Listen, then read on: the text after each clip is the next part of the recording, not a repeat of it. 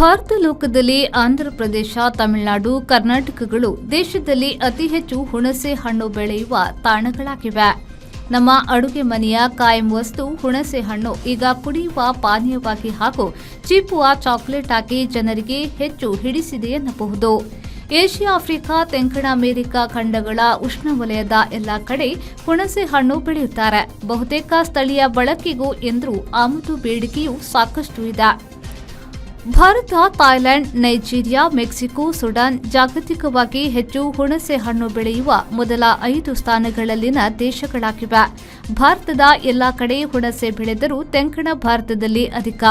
ಕಾಡು ಹುಣಸೆ ಸಂಗ್ರಹ ಈಗಲೂ ಇದೆಯಾದರೂ ನಾಡು ಹುಣಸೆ ಹೆಚ್ಚು. ಹಳ್ಳಿಯ ಜನರ ಒಂದು ಸಹ ಉದ್ಯೋಗ ಮತ್ತು ಆದಾಯದ ಮೂಲವೂ ಆಗಿದೆ ಹುಣಸೆ. ಸಹಜ ನೈಸರ್ಗಿಕ ಆಮ್ಲಗಳ ಹುಣಸೆಯು ತನ್ನದೇ ಪರಿಮಳ ಮತ್ತು ರುಚಿ ಹೊಂದಿದೆ. ಇದನ್ನ ವರ್ಷವಿಡೀ ಕಾಪಿಡುವುದು ಕೂಡ ಸುಲಭ. ಟಾಮರಿಂಡಸ್ ಮರದ ಈ ಟಾಮರಿಂಡ್ ಆಂಟಿ ಆಕ್ಸಿಡೆಂಟ್ ಇತ್ಯಾದಿಗಳಿಂದ ಆರೋಗ್ಯವರ್ಧಕವಾಗಿದೆ. ಸಹಜ ಪಚನ ಕ್ರಿಯೆಗೆ ಒದಗುವುದೂ ಆಗಿದೆ.